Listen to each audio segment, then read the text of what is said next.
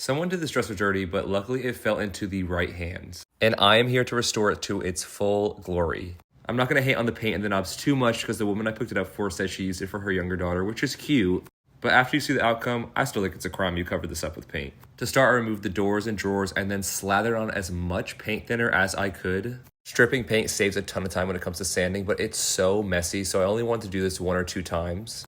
So by using more stripper, it makes sure it doesn't dry out on the paint, and then usually gives you pretty good removal on that first pass. Now this is where I start to get really excited because the wood underneath the paint is so pretty.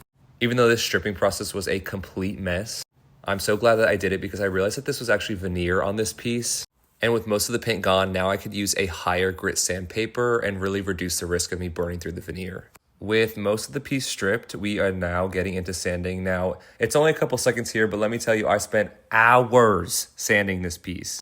It has a lot of nooks and crannies, so I have to use some foam abrasive pads to really get into those detailed areas, and it's just a pain. But once I was done, the complaining is over because now is the fun part of stain. Now, I learned this the hard way in the past, but pre-stain is so important. And make sure your actual stain doesn't come out blotchy on the piece.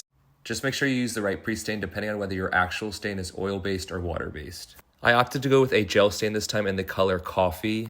And the way it paired with the undertone of the wood is like match made in heaven. I could not be happier.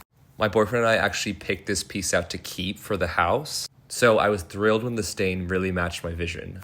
This wipe on polyurethane is the star of the show. It's going to protect the piece, but also brings out this beautiful shine and gloss of the stain itself, and is just the perfect final touch of what the wood was missing. We are on the final stretch. I'm just adding some hardware I grabbed off of Amazon. And then if we could all just take a quick moment of silence for the before. I mean, it's truly unrecognizable. If this dresser could talk, it would just be gasping for air after being covered in that lavender paint and now finally being free. The moody dark stain with the brass hardware is just a dream. And selfishly, I get to keep it for myself. I'm so eager to hear your thoughts, so please let me know and I will see you guys in the next one.